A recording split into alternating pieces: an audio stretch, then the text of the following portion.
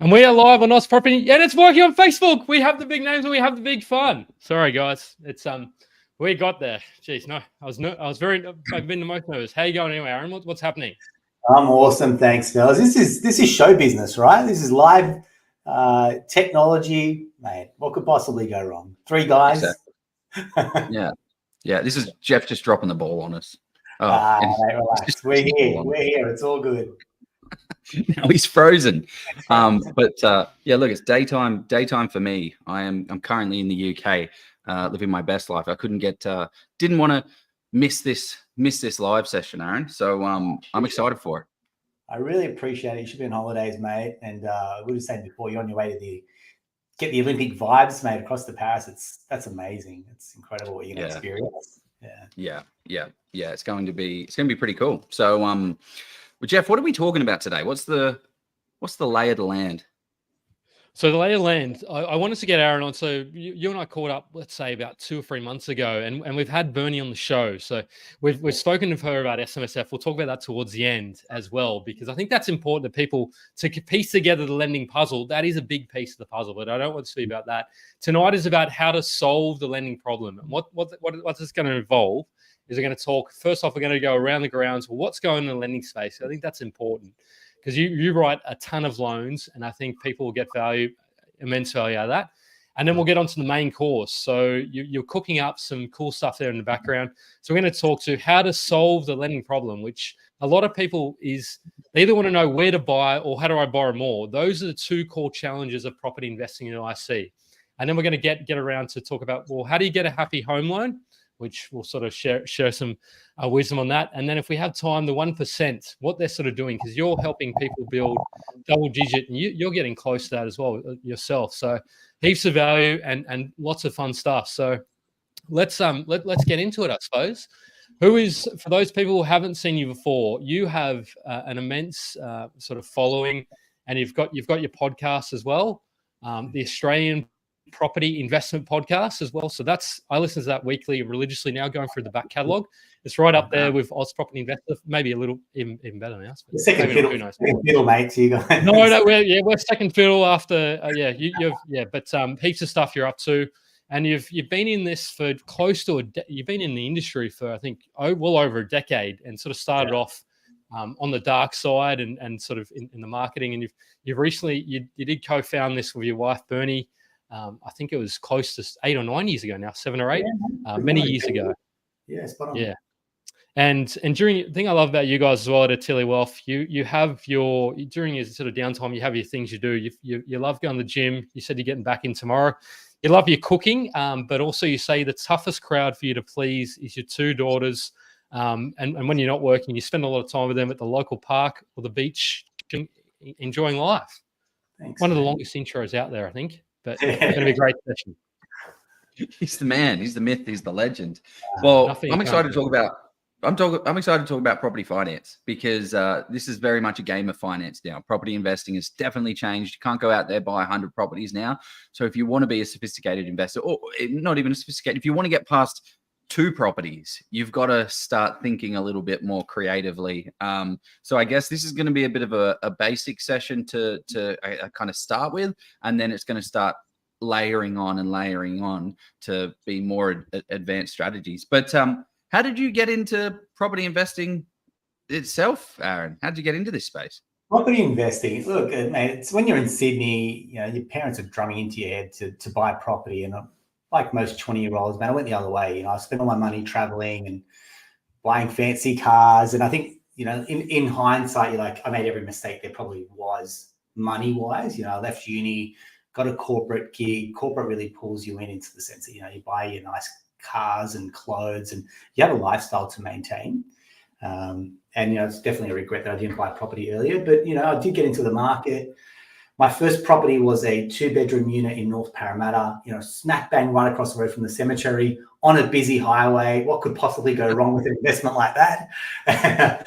But that first one, I just bought something, and that got me into the market. And that first one then helped me buy the second one, which is, again, was another error. But again, I took action. So that was a unit in Liverpool, right up to the train station. again, what could go wrong when buying a homogenous unit in Liverpool? And during that time, I probably said, look, I could probably earn more corporate-wise. Went back, got my master's, and I had a decent career. So I worked originally at Wizard Home Loans, which is probably how I got into financial services. When Mark Boris was running, and then moved across to Commonwealth Bank, and that's where I moved into big bank marketing and happened to work across mortgage brokers in lending. And that's probably where I got some really, really good exposure to the mortgage broking industry. But to go back to your point, Joe, around property, during that time I met Bernadette, my wife, and again we traveled. We loved to travel, and that was kind of our passion, was travel. And we rented, like we got married and we moved around Sydney. Like every year we just moved homes, and then eventually we thought we'd buy this property again off the plan in Little Bay, a unit. What could go wrong? And then we decided we didn't want to live in Sydney anymore, and that was before COVID. And we moved down to the south coast, so just north of Wollongong is where we are. And make a bit of a sea change. We thought we had 3 properties up in Sydney. That's cool, and we'll just see how we go. And we just thought maybe we'll be down here for a little bit, and then we got really the bug to move and settle down here and start a family. So that's when we a few years ago we bought our family home, and since then we've bought a commercial property which is pretty decent, pretty big size. Bought another investment property this year. We've got another commercial inside our in our SMSF, and we'll probably buy another SMSF. We'll pre-approve, ready to go again, and a couple more acquisitions under our belt this year. And going with it. I mean, it's a journey, right? And I think even in your group, when I was seeing the comments earlier today, they're like, people will take advice from someone that's done it, and I'm like, I'm on the journey just like everyone else, But for me, I guess Bernie and I have really articulated a strategy, which maybe in the past all our eggs were in the business basket, and now we're going. We need to, I guess, not put all eggs in one basket. We need to diversify as anyone would with their assets, and go, right, now we can invest more in property, and that's effectively what we're doing. Yeah. Well, that's the interesting thing about business. There's so much more opportunity to do things. So if you can run a lean business, you can then. We had Charlie Vaylor on a couple of years ago, and one of the things he said was like, he does like digital marketing. He's like, I make invisible shit on the internet. I never know when that's going to end. So I'm going to build a portfolio on the side to capitalize the wealth and value that I'm creating in the world and park it into assets like property. And he puts, all the profits and things into the property. And that's what, I see a lot of business owners just going hard in the business, and then you make invisible stuff on the internet, it might disappear, and then all of that goes to kind of nothing because you can't sell your business. So if you can take some out of not all of it obviously, so the business can't grow, but take a little bit out, park it aside, it's not a bad strategy. So what were some of the lessons that you learned on those first couple of acquisitions? Like why were they such terrible investments, so that someone who's going out there can kind of learn from them, save them sake? Yeah, one is there's no land component. So there were units in Sydney. There was no thought given to like strata, or was there any point of difference? So, I mean, that really came out when I was trying to sell one property, which we then renovated, definitely overcapitalized on the renovation. It's subway tiles and, you name it, and knocked out archways. And that's cool. Like we've learned so much, and everyone will say this, you learn from your mistakes. And that's not a throwaway statement. It's like, mate, we've bought units, we've sold units, we've bought houses, we've renovated, we've got the first homeowner grants. So I feel like there's a lot of lessons that we've learned along the way. Why weren't they good investments? They were never bought through an investing lens, and that's the challenge. I just bought property. I thought that was the strategy. And as a 20-something-year-old, you're just get into the market, and that's just taking action for the action's sake was not a strategy that was going to yield, results long term. And we quickly realized that when there was no point of difference on those properties, there was no way to really add some value. There was no way to release the equity and go again. There weren't strong cash flow properties. So, mate, they're all the reasons why you wouldn't buy a property today. It's all the reasons why you wouldn't buy that property 15 years ago. Yeah. So how many were in the complex? Like, was it like a block of 100 or a block of 5? Probably like blocks of maybe 30, so like going up maybe 5 or 6 levels, 5 on a floor. So they weren't terrible. They weren't those behemoths. Terrible.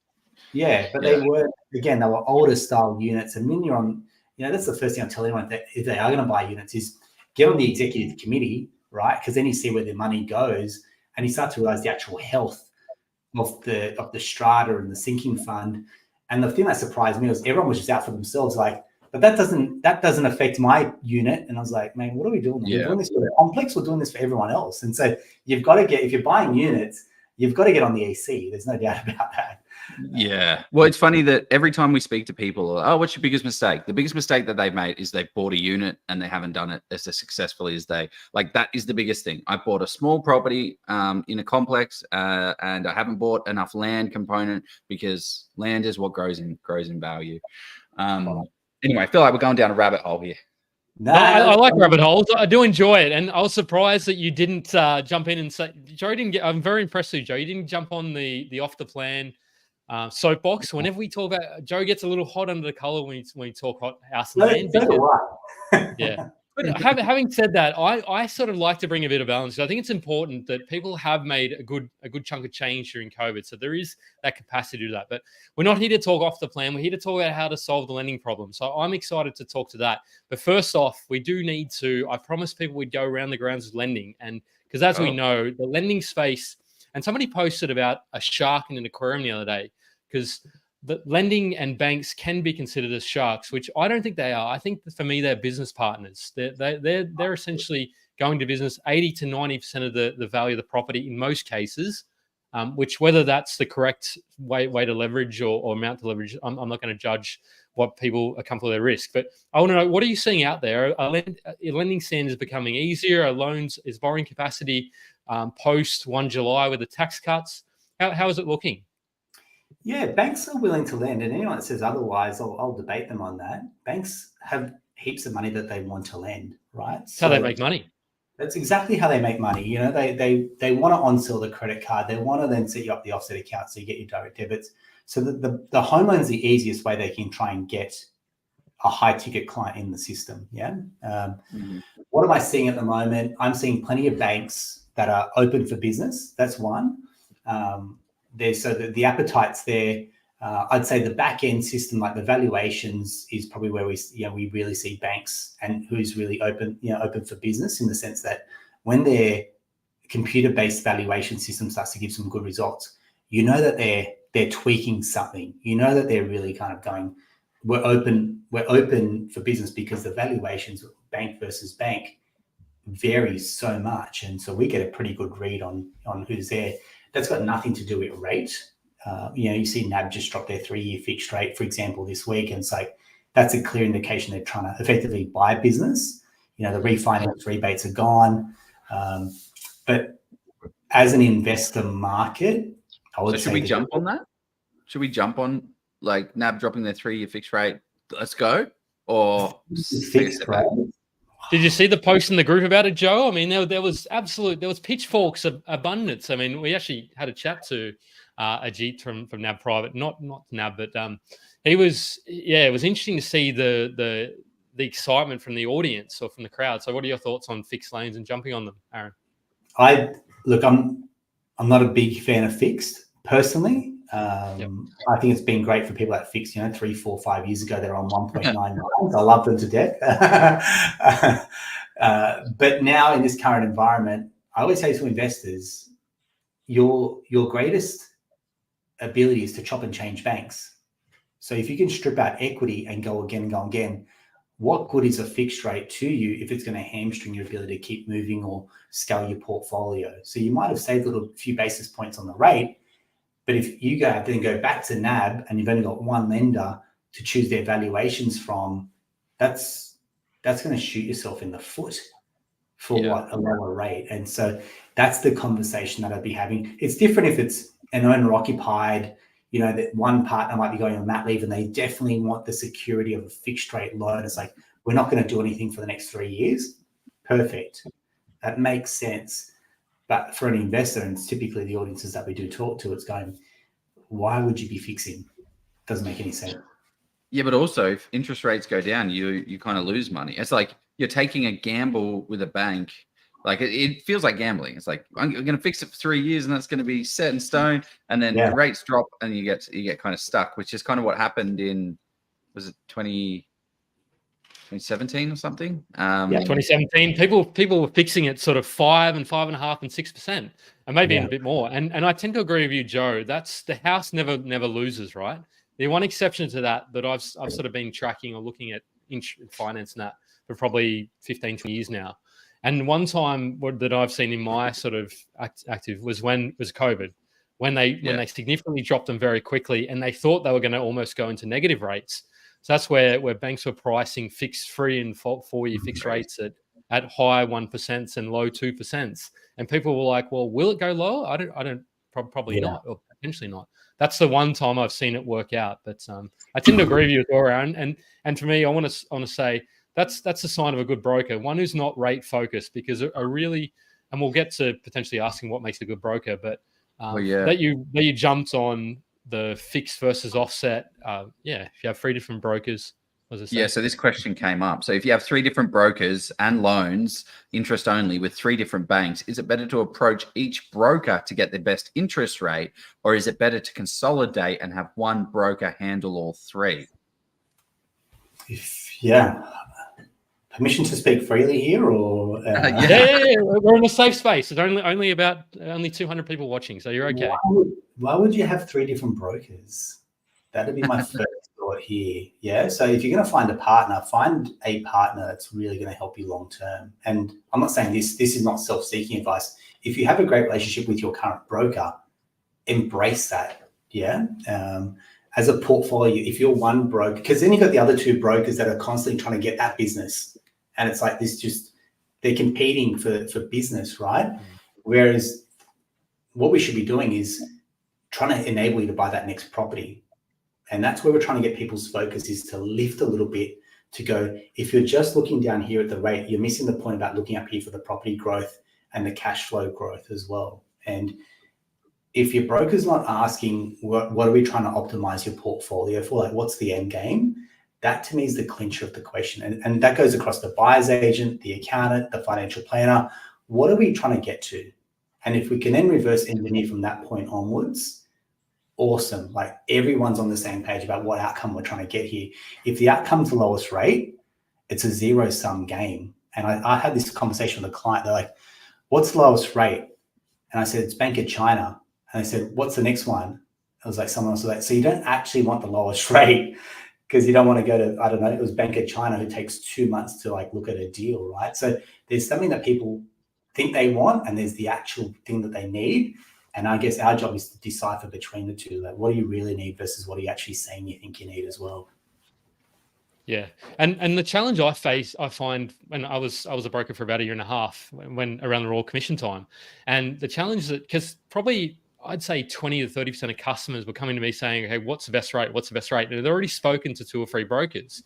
And the challenge I face with that customer is that you potentially put them with the best rate, and that's not necessarily best interest duties either, because the best rate may not be the best product for them. But anyway, beside the point.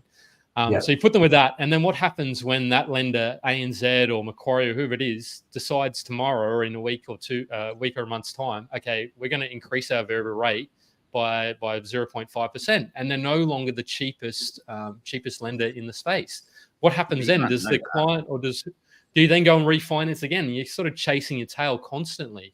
It's a race to the, So what is the lending problem? We open this saying we want to kind of look at the big lending problem and get to that. So what is the big lending problem? How would we kind of define that? Because I think that'll talk to some of the stuff we're chatting to now. Yeah, I think people look, naturally 13 rate rises has limited people's borrowing capacity. There's no doubt about that. Look, I saw one question in the group earlier, which was, what does someone do at 100K income? Yeah, I'd be loving it too. Sorry, go on. What does someone do at 100K income? On 100K income, and what 100K income will let you borrow, pre-13 rate rises versus what it does now is significantly different. I'll put that into context. COVID, we're probably doing at least 7, sometimes 8 times people's gross annual incomes in terms of borrowing capacity. Right now, it sits about 4.2 to 4.5, general rule of thumb in borrowing capacity multiple. So someone on 100K income can borrow circa 450, for example, give or take. Yeah. Yeah. And then I guess everything we're discussing here is general in nature and not intended to give advice, right? So, so I mean that's the big. There we go. So, the real pop. that to me, like the borrowing capacity part is generally the biggest piece of the puzzle when people are so eager and hungry to keep buying property, but now their borrowing capacity is the thing that's limiting them. It's like, how do we find ways to overcome this? So we're looking at, is it bank selection? Is it releasing more equity? Is it, hey, move in with mum and dad for a certain period of time, drop the rent, for example? That's one option. The other option is, can we strip out everything that's non-essential, i.e. credit cards, personal loans, HEX balances, buy now, pay later? Like you look at all these expenses. Now, private health gets factored in. Not that you want to get rid of it, but it should say you factor that in. Or if you've got a strata titled property, some banks will factor in the strata cost each quarter and add that as an expense. Whereas 3, 5, 7 years ago, some of these factors, no one cared what your credit card limit was 5 years ago, 6 years ago. But now that's like, that's the bane of our existence. And I'm not sure, maybe we can ask in the group, how much do you think a $10,000 credit card reduces your borrowing capacity by? Because that would surprise most people as well. Yeah. So I don't know if anyone can answer that question. Maybe are you seeking people to come and join Atelier? Yeah. Well, it's super interesting because you never think about this stuff when you're kind of starting out in the property investing world. It's like, how much, like credit card, who cares? That's none of your business. I do it for the points. I get the, it doesn't matter what the credit limit is. I just love it. Yeah, I don't even use it. And the bank says, we don't care if you don't ever use it or you're just doing it for the points. Tomorrow, you could go and max out this credit card. So the amount of people that have like 20K, there you go. It's pretty much spot on. It's nearly 44.5 times. So a 10K credit card. It was only 3%. But no, this is like 40. I did one today. It was $42,000 it took off their borrowing capacity with a 10K credit card on 100K income. I was like, and they don't even use it. So I'm like, cut the credit card up. And that's where, if my mandate is from a client is to get them the maximum borrowing capacity, then you've got to be willing to do those things to turn the needle when it comes to how much you can borrow. Yeah. I have a charge card, which is not like a credit card, but you get the points. And in the back of that card, it's still a credit card, and it has like a $40,000 limit. It's like, no, we pay it off that's the same thing. It's exactly the same thing. It's got a $40,000 limit. So that your $10,000 on my 40,000, what's that? That's 200 grand. Almost 200 grand of borrowing capacity that you lose. That's crazy. That's what's stopping you. The way I see the lending problem and just to crystallize and sort of really hammer home, because I think there's so much meat and so much thing to discuss these 2 points. The lending problem essentially is people they get stuck. They hit the serviceability wall after 2 to 3 properties, and you can actually overcome that by getting in early and sort of understanding what these problems are. So, and this is where your strategic brokers, such as your Aarons and many others out there, have helped. But the 2 things that people struggle with, it's 2 things. It's your borrowing capacity, and Joe took this more than I do. On one hand, borrowing capacity deposit,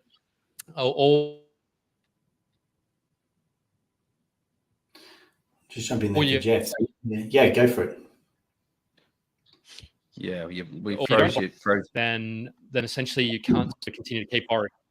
Oh yeah. Dropping the wisdom. The way anyway, I like to, the two issues that people challenge borrowing capacity. Well, sorry. The way I'm trying to visualize it. I'm trying to think of a way to visualize this because it's kind of like like energy bars, right?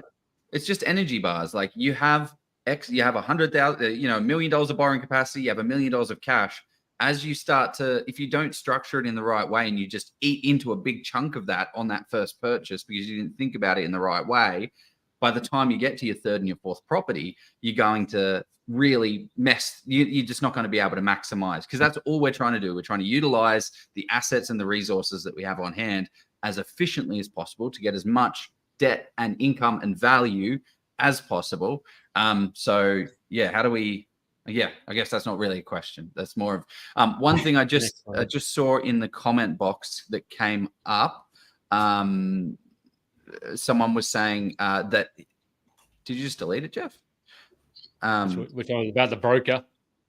Yeah. So he was saying that he said, hey, I've got 1 loan, 2 loans, 3 loans with 3 different brokers. But what he actually did is what I kind of did in my journey was he jumped from brokers. He went to the first broker. Hey, I can only get you 1 loan. Okay, cool. You can't help me on this next one. You then advance as you grow and as your portfolio grows. I think that you should jump and change professionals. So my first broker that I went to, first broker can't get the second loan, and the second broker got the second loan. The second broker can't get the next loan, and the third broker, blah, blah, blah. So you kind of jumped and moved up with your professionals, which is, I think, is what you should do if those people can't help you do it. It's the same with your accountant. So I've changed my accountant multiple times until I've got one that is in the property space that's at a level. And then at some point in time, hopefully I will outgrow that team and outgrow that professional. And it's the team and the professional's job to keep up with you rather than,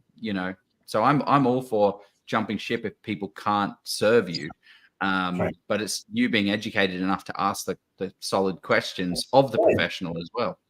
Don't take no for an answer. And look, I look at my knowledge where I started, where I started nearly 10 years ago versus now. I would have lost deals to brokers that wiped the floor with me. And I knew it. I had a really good investor early on. I was like, that's it. Like, I want to learn more. So you're going to find professionals that either want to step up or that are practicing on you in real life. And that's probably the danger. It's like, if they're practicing on you on real life and they set you on a different course, takes you off where you need to be, then that's an expensive mistake that you're trying to course correct as well. And the challenge that you've got, with any professional that's now worth their salt, there is a bit of a waiting time. Like everyone's under the pump at the moment. So I think just being mindful of that and saying, look, okay, it may mean that you've got a waiting period, but the waiting period to get in front of a good quality professional could be time well spent versus being rash, trying to jump the queue with someone that can do it quicker, but maybe not as good or as better as someone else that's well versed in that. And again, that's not a pot shot at anyone, or it's just more to say that's a general observation with a high quality dentist versus someone that's not a specialist, that they're more a generalist, right?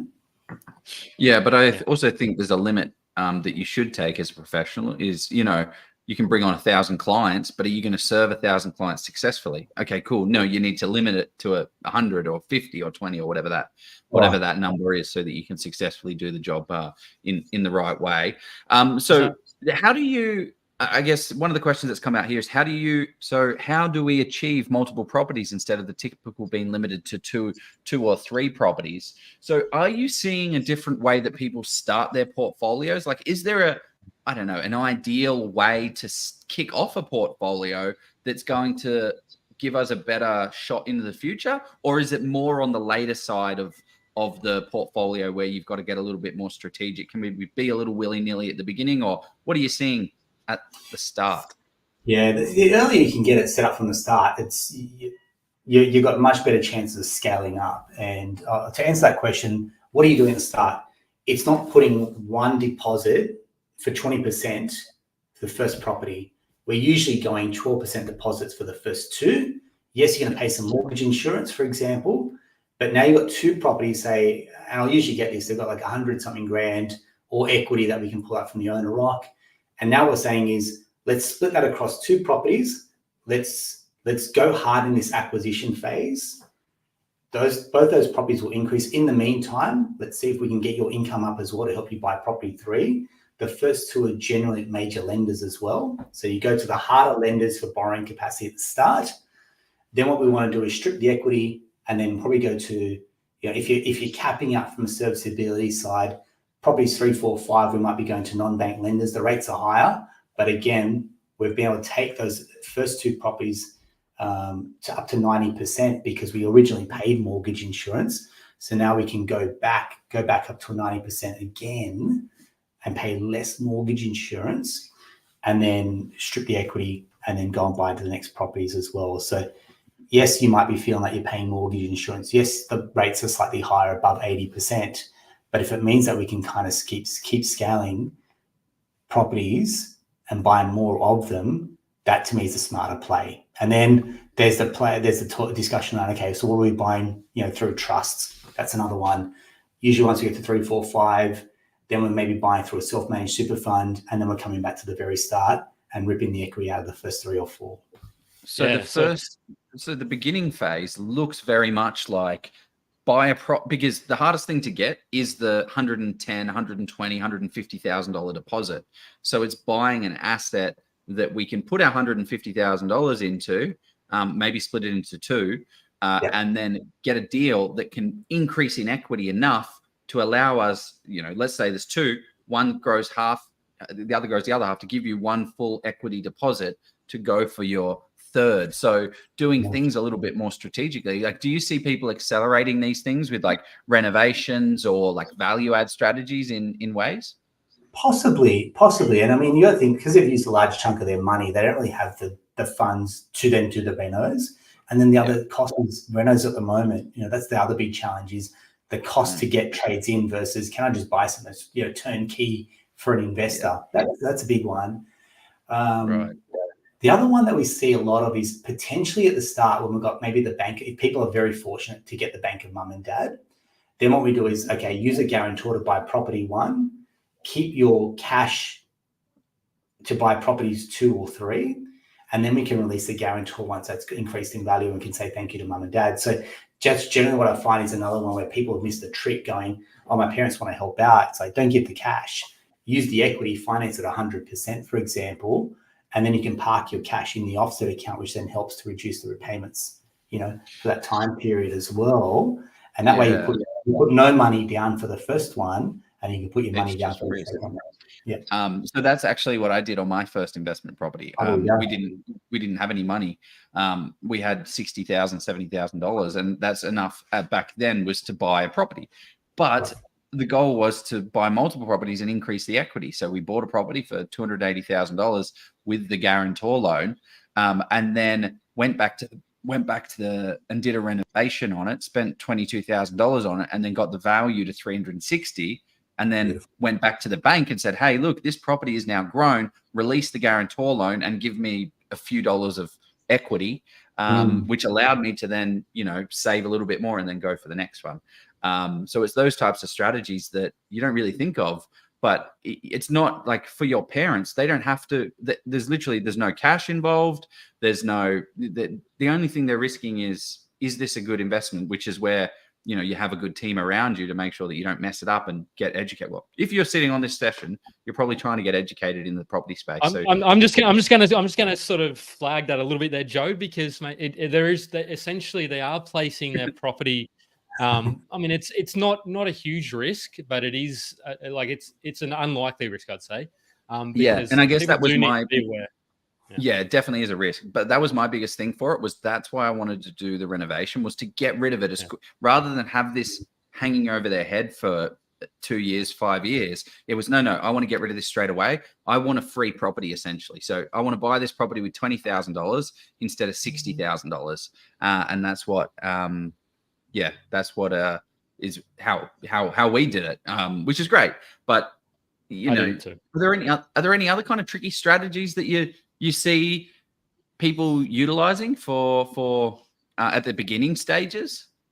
I mean, a lot of first-time investors are usually at the crossroads going, do I buy my first place owner-occupied and get the first homeowner grants versus not? And generally, I mean, I can only speak to really Sydney in this context.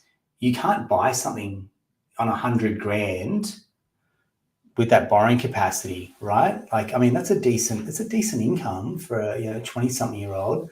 But what we said, the borrowing capacity for a $100K income is circa $460,000, right? If you've got savings on top of that, let's say you got $100,000, what are you going to buy in Sydney for 560, 580, like 600? You're not buying much at all, if you can get into the Sydney market at all. So you either have to go out whoop whoop, or it's going, well, kiss the first homeowner grants goodbye, go and become a rent investor. You can buy a quality asset interstate for 550. It means you pay some stamp duty, but that probably is going to accelerate at a faster level of growth and have probably much better cash flow than a Sydney property will. And these are conversations. It's going to be a unit across the road from a cemetery, right, in Liverpool. Like, I can't even do that. You can't even do that in probably Liverpool. I reckon I can get you a half decent property at 600, 650 in Western Sydney. I know the spots. I'm a local in there, and it's okay. Yeah, I tend to agree. There's that sort of trade-off. There's a crossroads that people want to go to. I wanted to, and Tom, maybe you joined a couple of minutes after we spoke about this. I wanted to because I think this is really important to hammer home this point, because the way you said it very nonchalantly and very like, oh, it's just simple, like just get it done. But my understanding is you sort of buy the first couple, as in get to property 2 or 3 on that. So in this example, and this is not advice for Tom, because Tom may have this. This is just a standard sort of situation. It's 200K. And so they've got that, and they get to the property free, and all of a sudden they're tapped out. Then you sort of said, okay, great. That's probably getting you to, with the major banks, free properties, I imagine, 200K combined income. 200K income, let's say got savings, borrowing capacity sitting around, let's assume they've got no kids. Mm-hmm. It's around 950, interest only. Yeah. So double income, 200 grand, borrowing capacity with no current properties is around 950. Okay. Yep. So to get to properties 1 and 2, that's relatively easy. You can do that for 50K properties, and you've done that. What happens to this couple though on 200K is now that they move into having maybe a child. A child reduces your borrowing capacity by at least $60,000. What then also happens is one person's income typically drops because they're going to caretaker mode. So now, especially the timing of that property, if one partner's on mat leave, so you've automatically hit a servicing wall based on timing on when you're trying to build your portfolio. Yeah. The next challenge that happens, and I can speak from experience, is once you start to think about having a family, you think about security, and that means you want to buy your own home. Buying your own home means you've got a large non-deductible debt. That's why, we'll talk about the book later, but the home loan is the best loan you'll ever get. It means peace of mind. It means security. It means no rent. But it also means it could take a lot. Thanks, mate. It means it can take a lot of borrowing capacity and serviceability off the table as well. So trying to get the order right and trying to get the stack right is you either go into the rent vesting strategy and you've got to go all in, because you're going to get to a point that it's sucked up all your deposit and a lot of your borrowing capacity. Or it's going, hey, we actually do want our peace of mind. We want a piece of Australia. We want our own home, and we're going to buy the property, but then we want to try and eke out equity to go and build this property portfolio. And we know at some point we're going to be in the wilderness and hit a hiatus when we have kids. And then when it come out of that, and I think we're all there with small kids, right? My kids are 3 and 5. While they're in daycare, you're paying private school fees equivalent with very little government support, right? So that from a resource perspective, it's going to suck up a lot of cash. And then when they kind of get towards that school age, it gets you back into the market as well. So again, we're just having these conversations around timings, tempo, energy, when are things going to happen? And we said before, when you're fixing for 3 years, you don't know what the next 3 years is going to be like. But as a parent, you probably do. So I hope that kind of answers the question. But if we're going to answer how do you get past 3 and 4 properties, then we've got to be very tactical. How much deposits are we using? How much are we purchasing for? Can we debt recycle as well? Pay down the home loan, draw that back out, so now it's deductible debt, so we get to claim the interest on that as well. Yeah, can you how much difference? I don't think we've actually gone too deep with debt recycling. Can we have like a bit of a deep, like not a too deep of a dive, but a deeper dive that we can point to people and say, this is what debt recycling is. You got a chalkboard? Has he got a whiteboard? I got a whiteboard in my office. Okay. He's one of them. I'm glad it's not a chalkboard. I'm glad it's not a chalkboard. That's the reason. Because this is such an intangible thing that people can't see it, right? They don't get it. So let me just try and. Yeah. So I think you need one of those for my office. Oh, yeah, there we go. Can we make There's a house? bigger? We can. That's bigger. Here we go.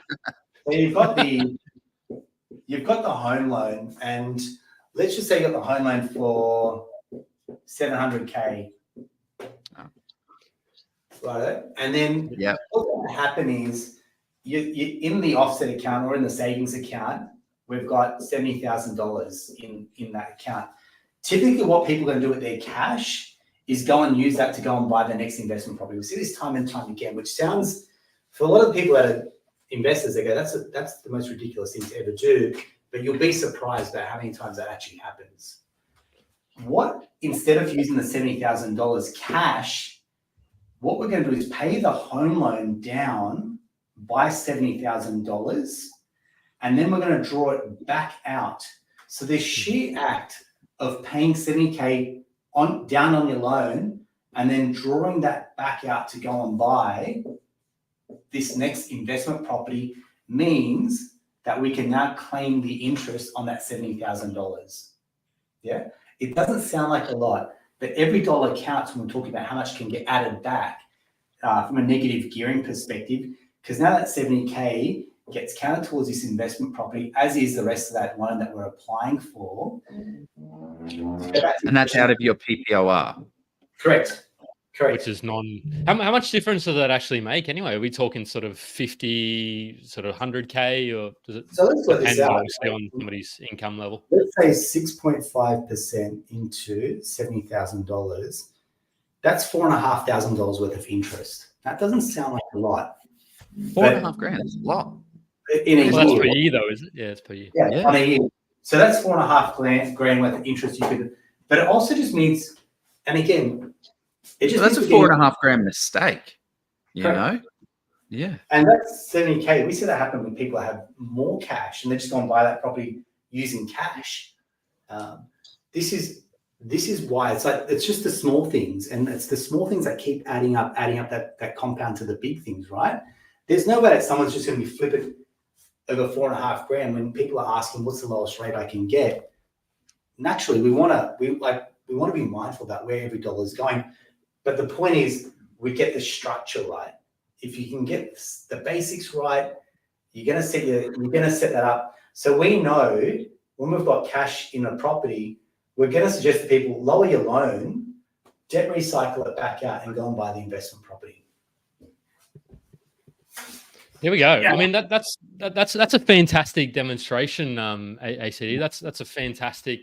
Good on you for being confident enough to actually do that on the spot. That just shows that this is redraw account. There's a question that's come up. Redraw account allows tax to be claimed on the amount drawn, whereas offset doesn't. Correct. So the redraw is effectively paying into the loan. So redraw is in the loan account, and you can pull it back out, right?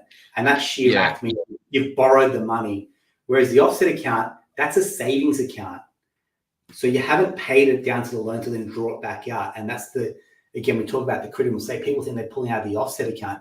No, it's got to get recycled through the loan account to then be able to claim the interest on the way out.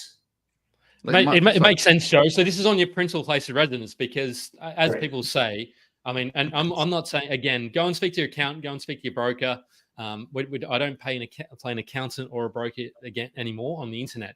But this is a scenario where you've got the opportunity to convert debt that you can't deduct it, because you can do it in America, but in Australia you can't claim tax deductibility on a principal place of residence. Moving that to then using those funds, so drawing equity out and then going to buy an investment asset, whether that be a property or even shares. I'm not saying buy shares or property. Go and buy whatever you want to buy, people.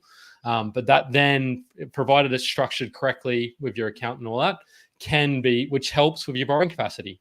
Which I imagine, I'm just trying to think how much that would probably add. You think you said about 50,000 roughly. 70 grand times 4. We're talking about. I mean, 70 grand times 4, 200 grand. Like you can be very smart. But the other part you mentioned there was around shares. So as long as you're investing it, you can go into property or it can go into shares. So let's say, for example, that 70K, you put 50 into property, but you put 20 into shares. You can still claim the full 70 because it's being used for investment purposes. Are you okay, Joe? You lost your mate? No, sorry, it's not even broker talk, Joe. I mean, but yeah. No, it's all right. This is great. No, everyone, people are just saying this is awesome because you broke it down so simply to explain something that it makes sense in my head. Sorry. No, it makes sense. So glad our first broker recommended debt recycling because it's such a good point because because it's such a little thing that a broker, like a terrible broker, would just say, you know what, screw it. I'm going to get my loan done. It's going to be faster for me. I don't have to go through another loan process. Because actually, that's the question to ask is, I've got this 70,000 in my offset account. I then have to plug it into the loan, which means that I need to refinance it back out to get. So there is a bit of a risk there that if you can't service the loan to get the equity back out, one, or two, the valuation doesn't stack up again on the loan. Like, how should we think about that?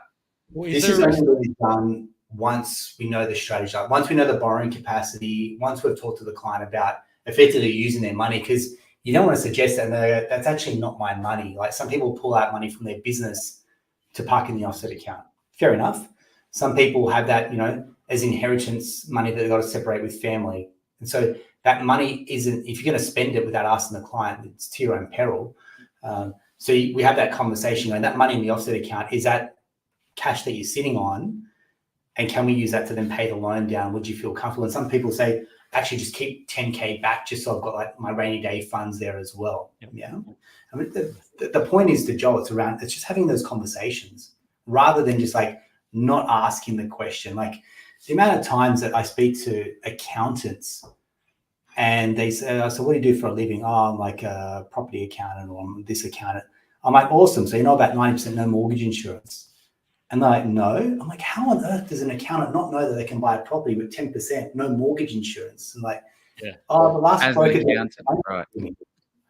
And it's like, don't make the assumptions on people. You've really got to just like ask the questions and make no assumptions, because we do this daily, and it's our world to then be responsible and ask enough questions to get like these type of outcomes. Well, that's a question, actually. What are some of, because I reckon there are people in this audience right now that don't know that they have a 90% lend. So what are some of the industries that allow you a 90%? So what we're talking about is above 80%, you've generally got to pay a lender's mortgage insurance, which is pretty much just insuring the lender. If you go default, they get money, but you need to pay the $10,000. So you don't want to be paying lenders and mortgage insurance unless you have to be able to get into the next loan. So if you can avoid it in any way, that would be amazing. So the banks have industries that they trust and believe are going to, they're not going to be such high risk. So they say, yes, you can lend up to 90% without paying LMI. So yeah, what are those? Did I explain that correctly? No, you didn't go. The reason they do it though is because these are the professionals that they see are going to earn more money. It's not so much because they think they're less risk, because they want to get the whole of wallet. But yeah, go on. What are the industries and professionals? Whole of wallet, mate. You're spoken like a true banker. What do we got? Medical professionals. So doctors, dentists, anesthetists, anyone that's in the medical profession. Not physiotherapists, though, apparently. Paramedics? Chiropractors? Not chiros. They're not seen as, I don't know, they're not seen as real doctors for whatever reason. I heard an interesting podcast about that the other day, but yeah, anyway. Yeah, correct. But physios can. And so some banks will have like an income minimum, like 150 grand. Some banks don't. Yeah. So just worth checking, because they all vary bank to bank.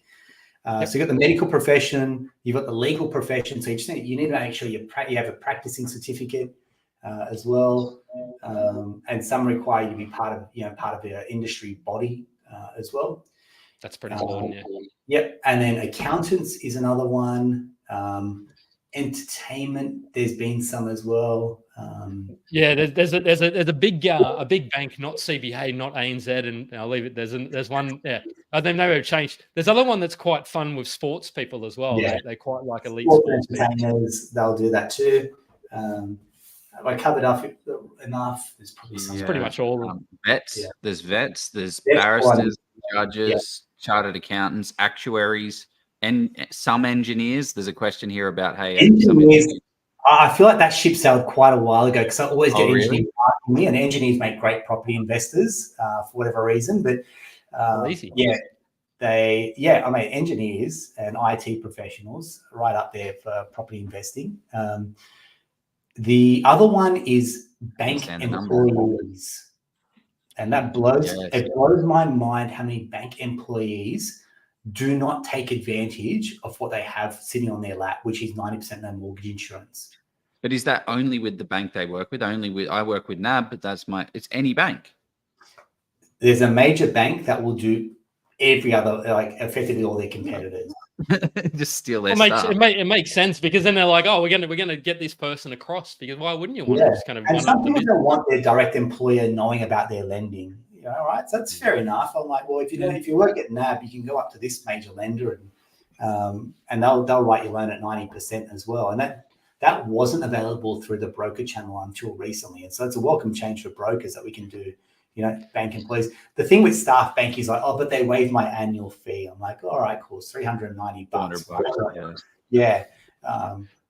But it's been really, really great. What I want to do, because we've talked to how you sort of got that 950K. Once you sort of hit that 3 or 4 properties, then it's time, as you said before, to consider other sort of entities or structures such as your SMSF, to then sort of go wait for the property to grow that you've poured in your personal name or whichever name it is, and then you can sort of round back to those in a couple of years' time, or once your income increases.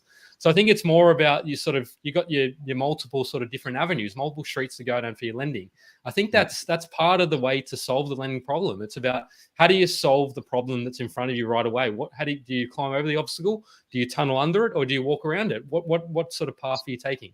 And it sounds like it's not a one conversation question. It's very much a longer term approach of thinking, of looking forward, of what is your life going to actually be, because you're owning this loan for 30 years, right? It's a 30-year loan term, 25, 30 years.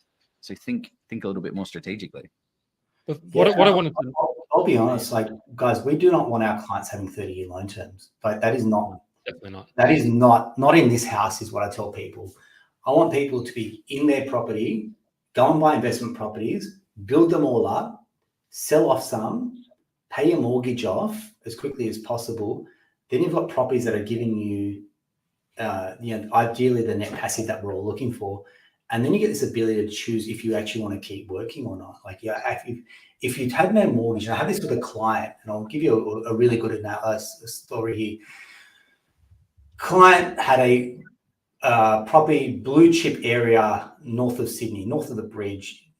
Amazing property, bought it, over 10 years ago.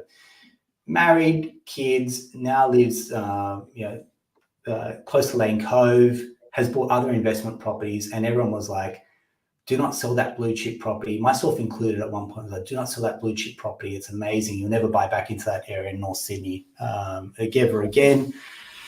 I looked at the numbers, and then when we crunched the numbers, he could afford to sell that property, clear his owner occupied, walk out with a bit of cash, and then keep buying multiple investment properties and significantly grow the portfolio after that.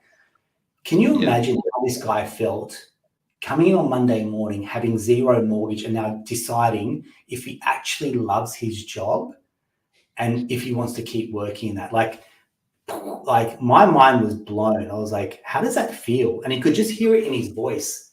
He's like, it's amazing. My wife doesn't need to work. She's at home with our 3 kids.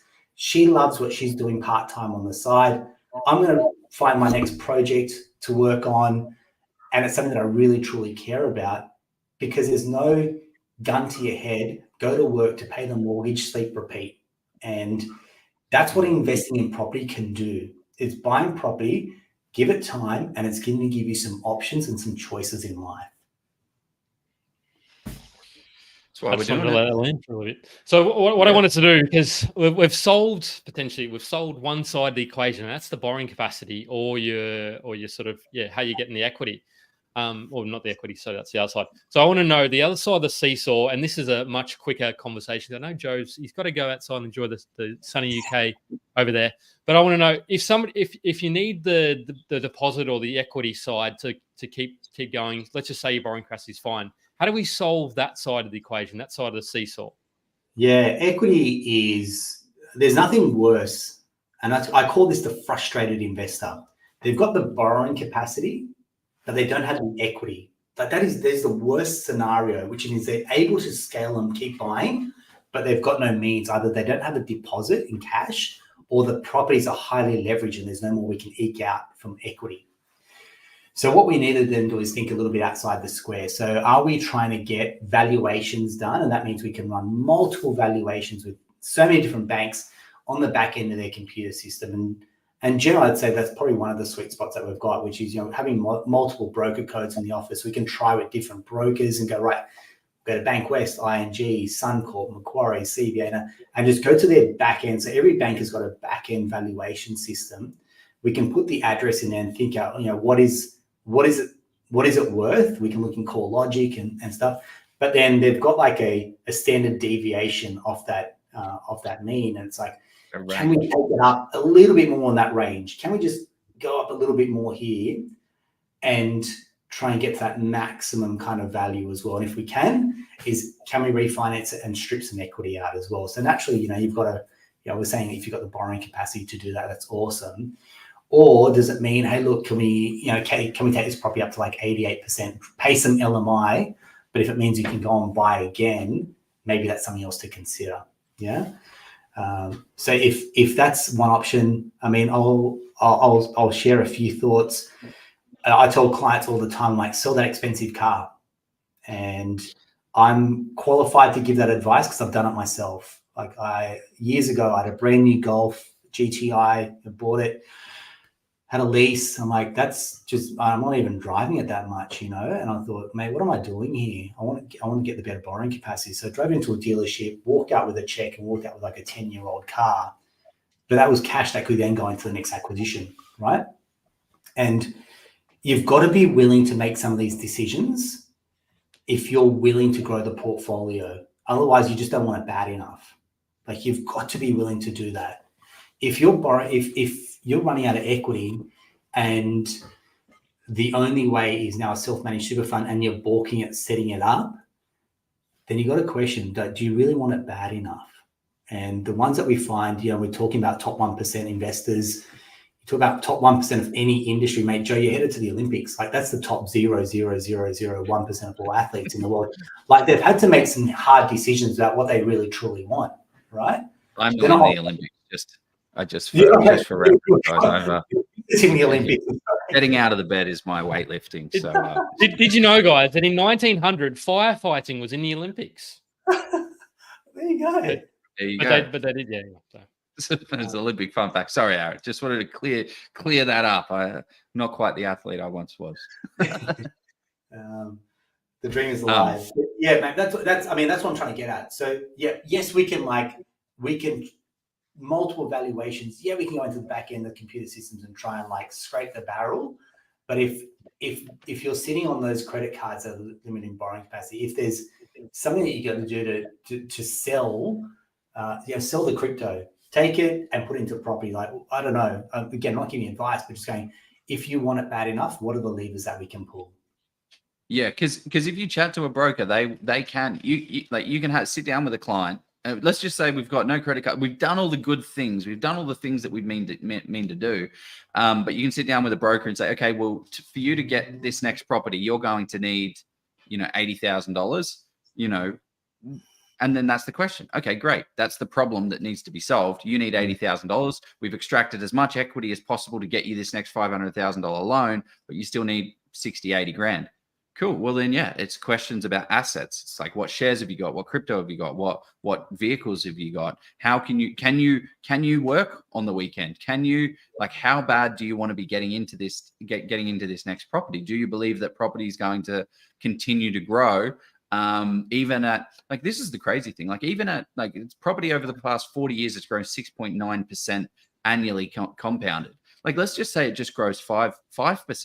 It's still ridiculous. It's so crazy how much even a limited thing of putting in $100,000 on a $600,000 property can just scale that $100,000 so fast. Obviously, there's risks involved. There's negative income, but that's another question to ask. Is the other side of the coin is the income story. So. How does the income story work with these stage 3 tax cuts that have come in, and also when interest rates start to drop down? Like, what is that going to mean for borrowing capacities and things for people? Yeah, so your stage 3 tax cuts have already been factored into the bank's serviceability calculator. So, in plain English, what that means is, as a broker, I look at someone's income, I look at their expenses, and work out generally what a bank will lend them. And the discrepancies on borrowing capacities can be huge. Like, I ran some quick numbers. on a, what do we got? On 100K income, the difference in borrowing capacity could be from the lowest lender in 23K up to 516,000. We're talking about a borrowing capacity of like $90,000 difference. Yeah, it's significant when you're like, when all the inputs are the exact same. Yeah. So that's why, like, you know, when we talked at the start about rate shopping, that's what rate shopping could do. You could be leaving, you know, $80,000 potential borrowing capacity on the table by trying to get a lower rate. In fact, the rate difference was much better. The rate was lower at the higher end than it was on that lower end lender for borrowing capacity. So a bit of an irony there. Yeah. The answer to your question, like, you still have large fees as well. Like you still have sometimes they just have a lot, like their cheapest rate but a bigger fee. So well, yeah, it doesn't really. Like we said, the house always wins, right? So yeah, the statutory tax cut's already been factored in. So that's income being dependent.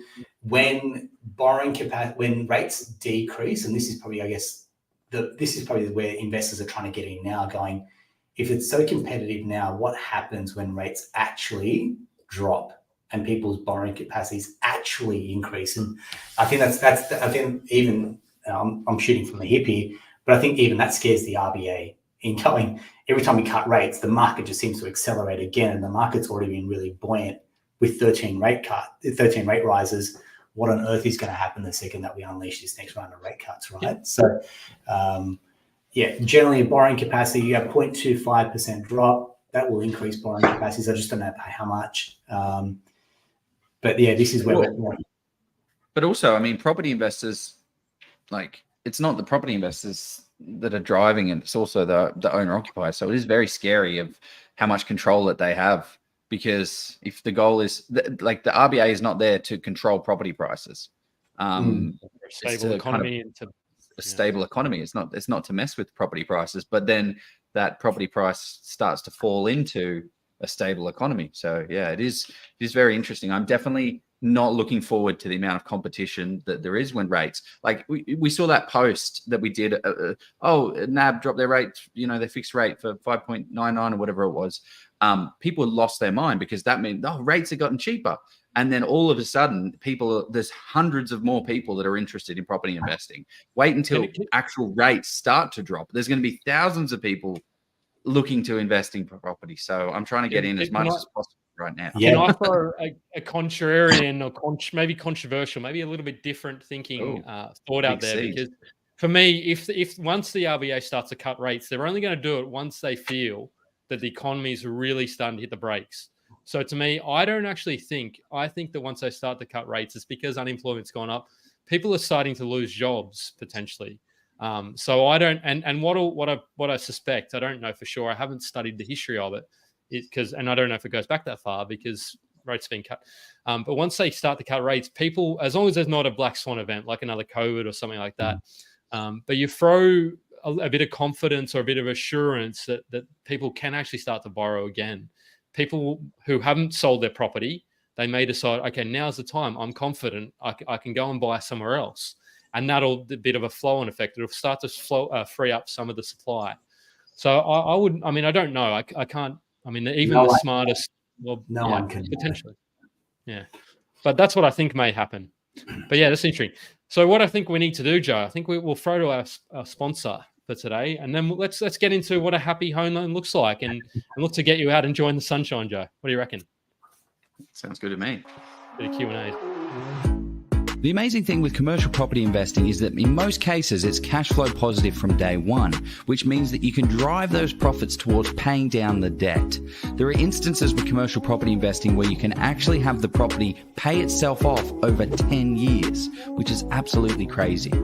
With commercial property, you get massive net yield, so you can expect anywhere between 6 to 10%. And as we've seen in the current boom, these properties not only provide large cash flow, they do certainly grow wildly in value too. Now, with big rewards comes some risk, and this is why you should de-risk your investment as much as possible. And the way you do that is with expert due diligence. And this is why we highly recommend people hire professionals to help you along in your investing journey. Steve Polisi of Polisi Property is one such expert. Being a chartered mechanical and structural engineer in a past life, Steve draws on his analytical and mathematical skills to do that expert due diligence for you. With 6 years experience in the space, Steve has over 1,200 property transactions under his belt. He's the guy you want in your corner, crunching the numbers and finding the best properties in the best locations, along with ensuring that you avoid the mistakes. Steve has actually even written the book on commercial property investing in Australia. And not only is it a bestseller, I believe it to be the most comprehensive in commercial property investing on the market today. He's been generous enough to give us a massive discount for our audience of 50%. So use the code OZPROP, click the link below, get a copy today, and start learning and getting on your commercial property investing journey. There we are. Well, while we're talking about commercial, what do you think about? I mean, you own a commercial for your business, Aaron, or ACD. But what do you see many people in your business? How many? I imagine there would be a few people get investing. What are your thoughts on that and loans and that? Mate, absolutely. I mean, Bernie's the absolute weapon when it comes to commercial. But I mean, I see enough on my desk. So I think people are looking at this as a really good asset class. I think generally the deposit becomes the probably the filter for people that can afford to get into commercial. So generally they've got a portfolio that's now starting to reach its peak in resi, and now they're going, I want to look into my diversify, as we said earlier. And I think they're buying some good quality stock, particularly like using a buyer's agent for commercials. That's pretty much a non-negotiable when you buy. Particularly if it's your own investment rather than your own rock. I mean, own rock, you're going to it needs to be fit for your purpose. So, yeah. And look, you don't have to necessarily say, just because I don't know if even Polisi's watching, he's probably getting ready. He's going to the Olympics, so he's not competing either. But on another topic, the happy home loan. How do we? What is this? What is this, Jeff? What is it all about? Well, what is it? What do we got? We got Aaron's book. Yeah, my new book. Look, mate, last year there was an article in the SMH that came out saying it was like 9 out of 10 young Australians believe they could never afford to get into the property market and buy their first home. And I came out to the team and I was like, this is absolute garbage, this article. I'm like, that's ridiculous. We help so many first home buyers. I'm like, there's really a first home buyer that we can't do something with. Anyway, I'm ranting and raving, and Bernie's like, why don't you do something about this? And I was like, I don't know what. And she's like, I've had this idea around the book concept. And anyway, I rang a publisher and I said, this is my idea. I said, we need to find a way to help more first home buyers, more Australians get into the market. And I love the idea. So that's when I had to submit like a small sample, and I eventually did that. And then that's where the idea of this. And I think what happens here is, and we spoke about like good debt, bad debt. Good debt's always investment, bad debt's your home. And I was like, that's absolute rubbish as well, because to me, good debt is debt that helps you move forward in life. And it means that I've stopped paying rent and now I have my own home loan. That's good debt. Like, I've got security. Like, no landlord's going to kick me out. No landlord's going to up my rent anymore. The kids know where they're going to go to school. My wife has got the right garden to garden in, right? And I've got my man cave, whatever it is. I've got my own piece of Australian real estate and you can't take that away from me. And that, when I tell first home buyers, I'm like, it's not about the interest rate. It's not about the borrowing capacity. You're buying a property. And when we can start to shift their thinking, that is, you're not buying a loan, you're buying a home, that's when the penny really drops for them as well. And that's what the book really distills, because first home buyers are on a much longer journey. They've really got to get themselves past this scary phase, past the bank anxiety phase of, will the bank decline me and all the other stuff that, how big are these repayments going to be? But anyone's had a loan within like 3 months of being in their home, wouldn't even know what the rate is, wouldn't even know what their repayments are. It just comes out like clockwork. And all you know is that you've got this property that can never be taken away from you because you've got into the market yourself. And that's really what the book entails. Love it. I was gonna say, I was thinking about, because for me, I remember my first property, and my first property was an investment. It wasn't an owner occ, and since I bought an owner occ since. But when I first, I can legitimately relate to what you're sort of talking about there. Like I wouldn't say I shit myself, but, and funny enough, the first property, the tenant was in there, and then first day he moved out, or second day. And I was like, wow, okay, crap. Like, what do I do now? Like, and the property manager said, okay, we'll get another tenant. And he said, look, we can make sure that and this is 2015, so I don't know if things have changed. But so anyway, so I'm imagining I'm a first home buyer, or I move into my house, and stuff happens to it, like particularly the older the house, and new houses happen too. You move in, and next minute your hot water system blows, or your air conditioner goes, and you're like, oh crap, what have I just done? And you get really, those are the anxiety sort of things that pop up, and whether it's your owner occupier or an investor. So what are those sort of key top 3 sort of things that people should be considering when they're buying their first property, whether it be investment or a PPOR? Yeah, it's never going to be perfect. Like, accept that. Like, you can do all the due diligence you want, you can have all the spreadsheets you want.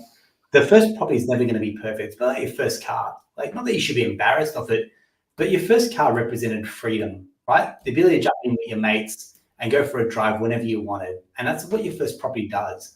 It gets you into the market, and we can see it, we just spoke about it, it's compounding at anywhere from 5 to 9% year on year. You can't save that much year on year. You just cannot.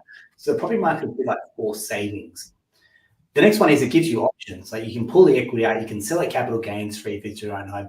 You're not locked down and locked into this property. You can sell it if you absolutely had to and upgrade. And that, again, it's giving you options there as well.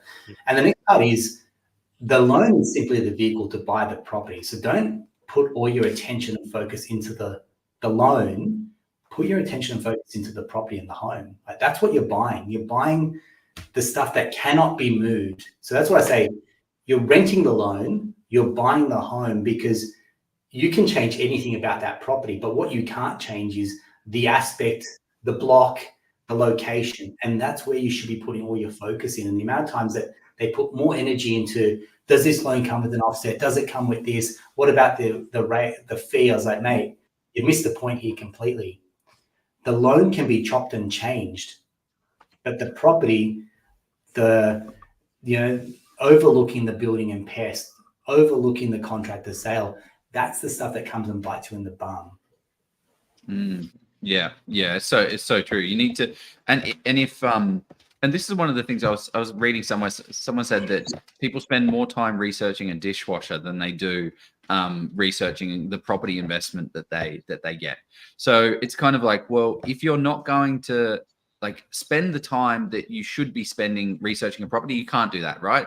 Then use a professional, use smart people that are going to be able to do it for you. I'm not just saying like go use a buyer's agent, but it should be the same amount of time that you spend on all your professionals, right?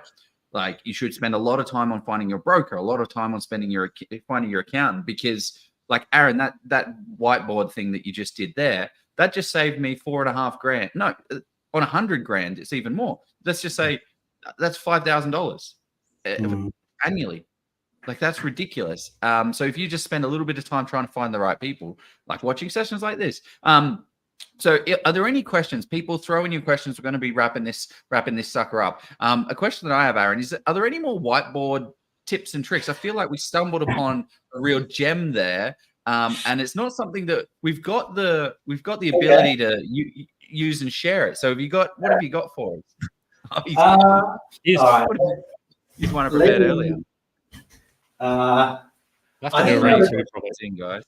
One of the questions there, I think earlier, was how do deposit wise and saving wise, how do people get in? And maybe this has been answered before, but I'll do the example for someone trying to buy, and it's exactly what I did today for a client, which is why the numbers will come to me pretty easily. Perfect. So I did a 466 500 investment property. Like 466666. I know. I'd add an extra million in there where we are, but it's and I was like, how much deposit do I need to get into this property? And I'll break this down. So your in cost here, so your stamp duty, $17K, Legal costs, let's make that 3K. A buyer's agent fee, I'm just going to use a rough number of 18K. So you add that up, what's that, 38K. There's some expenses there as well. And then deposit-wise, we usually go for somewhere like that 12% deposit. So it would have been like 56. Yeah, 56. So 56,000 as a deposit. Then you're less than your 20%. So then your LMI on this is it's around 7,000. Yeah, 7K. So when you work this out, we're not going to pay the LMI. The LMI will get added into the loan. Added on top. Yep. So 56, let me get my calculator. 56 plus your 38 is 94K. That's crazy. That's a 20% deposit, isn't it? That's just around 12%. So, so here, someone's saying, what do I do with $100,000 and 100K income? How do I get my first investment property? This is how we're doing it. So the loan, so the 466 less the 56,000, add on the mortgage insurance. We're talking a loan of 417. We should be around the 417 mark. So 417,000, and then you do a rate on that at 6.89%, interest only. The repayments are it's about $2,400 a month. So you do the math on $2,400 a month as a repayment times by 12, divide by 52. Per week, your repayments are $553. Now, you guys know this, a yield on, say, 466K property. Probably 5.5%. 5.5%, so 5.5 into 466, 500. Divide that by 52. It was pretty much spot on. It was $500 a week rent that they were getting for this one. So you're short by about $53 week on week, and that's not too bad at all. So someone on 100K income can borrow this, 100K savings, and then you've got a little bit left over for your incidentals, like if the hot water goes or you need a bit of safety money or sleep at night money, you've got a bit of savings there left over too. But this is generally the approach that I'm using for someone that's buying their first investment property on 100K with 100K in savings, or we can do that if the borrowing capacity allows it for a guarantor loan and then there's no mortgage insurance. But this is getting into the market. And then what we're doing is waiting for that to increase in value, take the equity while they're saving and go and buy property number two. And if we can repeat this formula, scaling a portfolio to what I call break through the grass ceiling. So the grass ceiling is getting what I call past that 3, 4, 5 investment properties and becoming that top 1%. That is the methodology we should be following. And when people go off course, and then the goalposts have moved, which is now we want to buy the investment, we want to buy the owner rock. That's where they're usually going to run out of steam for borrowing capacity as well. Yeah. Yeah, it's very powerful, that, and what it really crystallizes or shows is how simple. I mean, property investing isn't. It's easy, but it's simple but not easy. Like, it really shows that when you break it down, people get overly and they ask, "Where do I buy?" And then they get 50 responses on, "Okay, got to go and buy in Townsville, got to go and buy in Brisbane, you got to go and buy in Perth, or Melbourne's the next spot," and then they just sort of freeze up, and they don't realize that you just need to do the fundamentals initially, and then sort of, yes, you need to pick the right location, absolutely, but if you're sort of relying on advice for somebody to tell you to buy, I think it's really just understand and either get experts or sort of do some of your own work on the ground. Jeff, you're spot on, because you're not only asking someone for their advice, you're asking a stranger for their advice. That to me is like that. I'm like, that's what blows me away about like the internet. And so I'm like, hang on, you're asking a complete stranger. You have no context about what experience they've got, or frame of reference, or their skin in the game, or their agenda. You're asking a stranger. It's like, you've got professionals here. Why? I get some things are great to have a crowd discussion or crowdsource some thoughts as well. But who are you taking the advice from? That's a really critical question we have to be asking. If you're that easily led by a couple of posts about where you should be buying, you've missed the point about investing in property. And we talk about again what the top 1% of investors are doing. They're shutting out the noise. They're going to their team of experts and they're going, this is my strategy. What are we going to do next? What's the borrowing capacity? What's the yield that we need? When's the next acquisition after this? Therefore, where do we need to be buying? And that's the flow that we should be following from a questions perspective, as opposed to starting with where should I be buying and at what price point. It sounds silly when you kind of lay it out like that, right? Like you kind of just feel like, oh yes, I'm looking at the last point rather than the first point. The asset really paints the picture, and it's also one of the other things is. Doing exactly what Aaron's talking about, which doesn't take too much. It's just a couple of conversations with some professionals. It makes, let's just say you're doing this by yourself. It makes finding a property so much easier because your brief is now 466,000 max purchase price with a 5.5% yield, right? Yeah. There are not many places in Australia that have good solid growth fundamentals that allow you to do that. Whereas when you say, where do I go buy? Well, I can borrow 500, 550, 600, I don't know, whatever. And then you get overwhelmed by going out to Queensland, New South Wales, WA, and trying to find all of these places. But it's like, get the property strategy up front and then ping the properties into that plan. And it's much easier to then go for that next stage. So I love that. Thank you, mate. Let's jump into some questions. So anyone that's got any questions, throw them in. If all my properties are positively geared, does it affect my serviceability in any way? Oh, good question. Hopefully it's positively, I imagine. It positively affects your serviceability, you'd hope. Yeah, I mean, generally what happens, and again, it depends on your income band. You run into a new challenge, which is now you've got more taxable income. Yeah, adding more taxable income pushes you maybe into a new living expenses benchmark as well. So your living expenses actually go up. Same thing happens when we add like people that get bonuses or commissions or overtime. It pushes their income up, and it inadvertently may push them into the next band of HEM or living expenses. So if you're getting maybe conflicting opinions about what that does to your borrowing capacity, maybe that's what's sitting behind that. But I would hope the goal is for everyone to try and get positively geared out of their portfolio. I would hope that it should be nudging your borrowing capacity back up. Yeah, but it's not. It's also be careful of trying to do that so early on.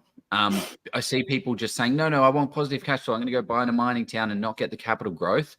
And then they buy their property, they invest that $100,000, they get an extra $50 a week, as opposed to the person that went into a better location.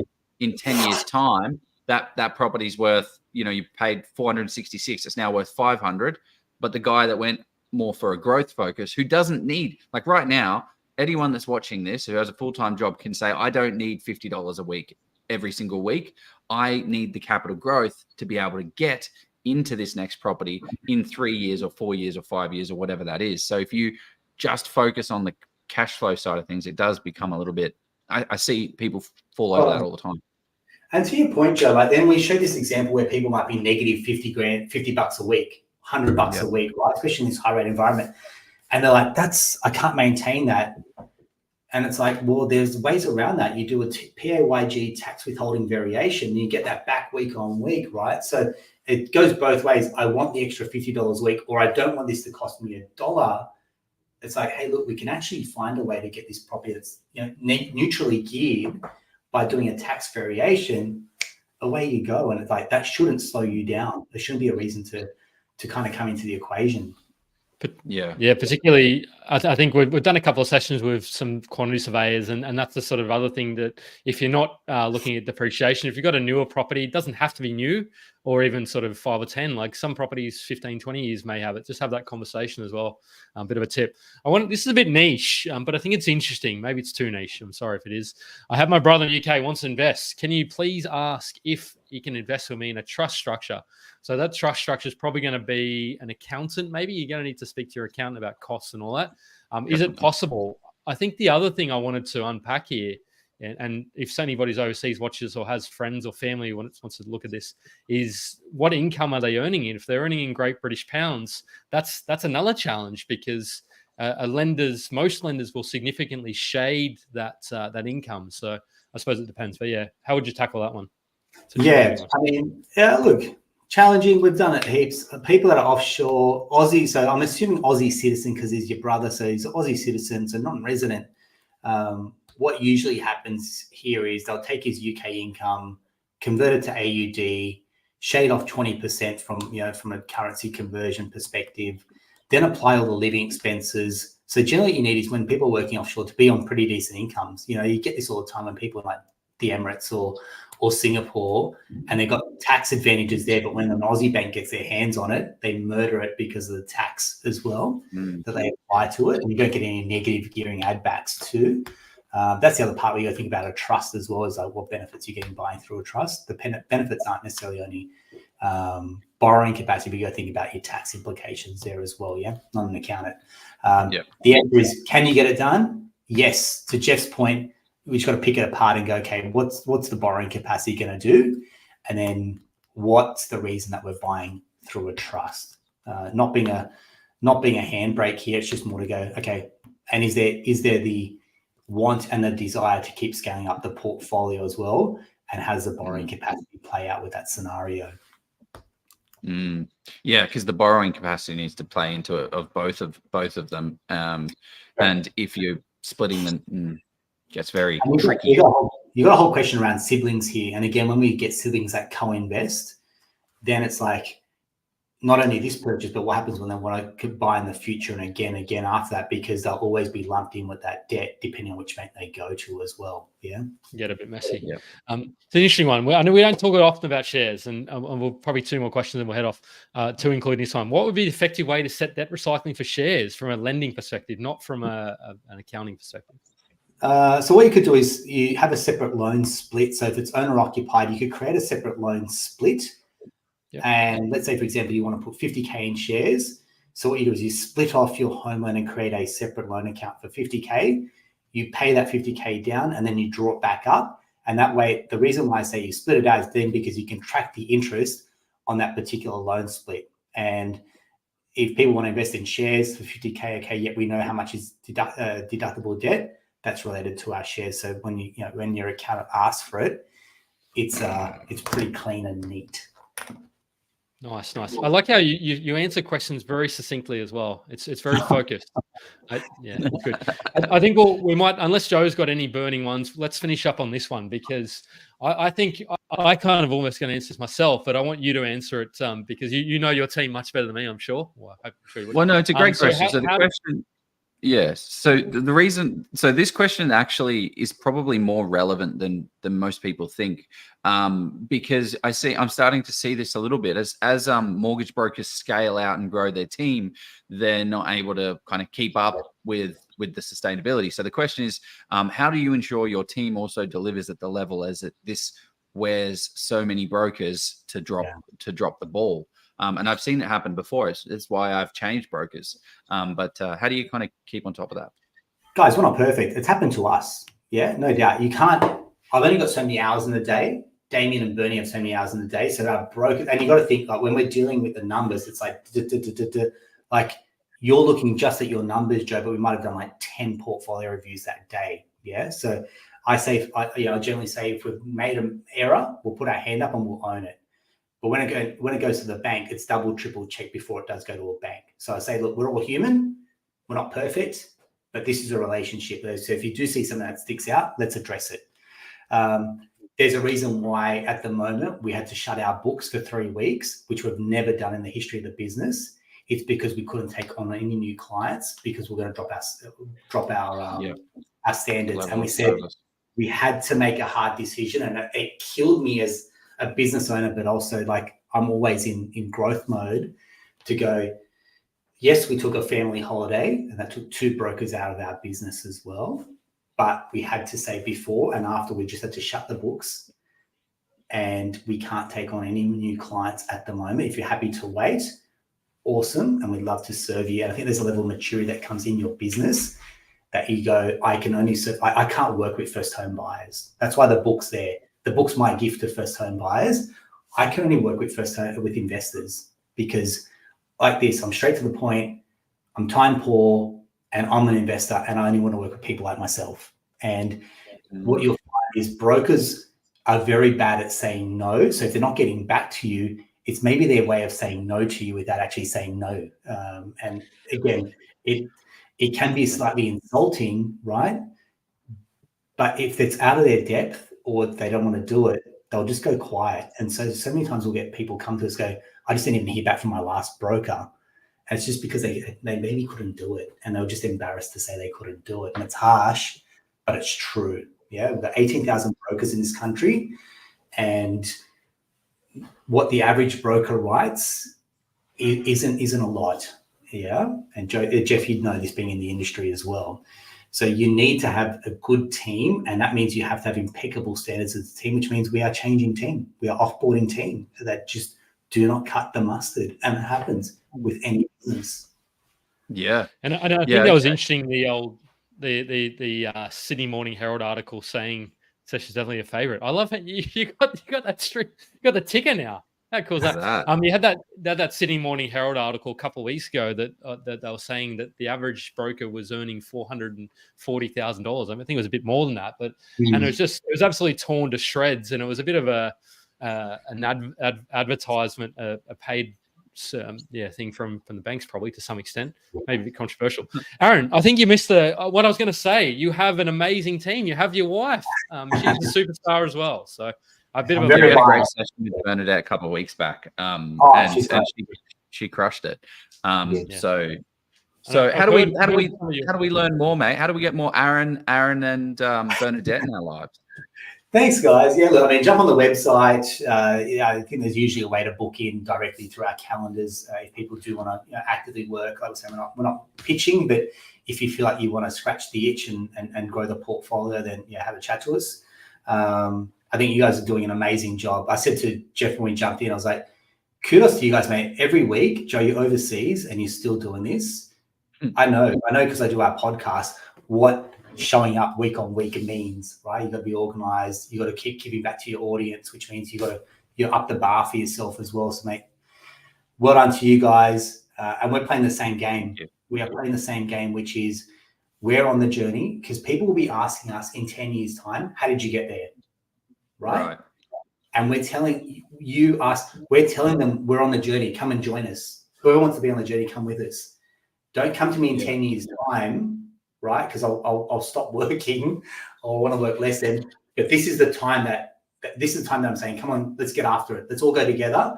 And in 10 years' time, our lives will be far different to where they are today. And that's what I'm saying. If you want to be on the journey, find the people that are going. They don't necessarily have to be there. They're on the same journey. We're going to go through this together, and the rising tide will lift all ships, and that's what we're trying to do, and that's what you guys are doing. I'm excited. That's a great rally call, and I appreciate the passion to both yourself and Bernie have for helping people to change and fundamentally transform their financial future. Is great. So thanks for jumping on, and appreciate you only got back from holidays a week ago. So hopefully, people are kind to you when they reach out, because there might be a few. And then what's the book called? The book is called The Happy Home Loan Handbook. So normally that sells, but I'll tell you what, if someone reaches out and they say they want a copy of the book, I'll do a complimentary gift to anyone that reaches out for a copy of the book. Just drop us a message or an email or whatever it is, the way you want to get in touch with us. Send us your address and we'll get our team to send out a copy of the book to yourself. I was actually going to ask you. I was going to ask you that prior, if you wanted to do something, and I just forgot. So got on you for just that. That's a kind of the person that you. If people are investing in themselves on a Wednesday night, mate, we've got to reward that. Absolutely, got to reward that. Yeah, 100%. Love it. Open and honest. Absolutely nailed it. Well done. Best answer that I've seen. Keep kicking goals, Aaron. So reach out to Aaron on, sorry, Jeff, I just dropped it off. Or is it AttilaWealth.com? And there's get the book there. Unreal session, Aaron. Thank you very much, mate. I was I'm not surprised by this session, but there was so many little gems of nuggets and the way that you simply explain it breaks it down nicely and to make it digestible for everyone. So whether you're just starting out or you're further down the path, you can give everyone a little bit of something. I appreciate it. We will catch you on the next one, mate. Let's go buy a property. See you guys later. Awesome trip. See you guys. Bye. Bye.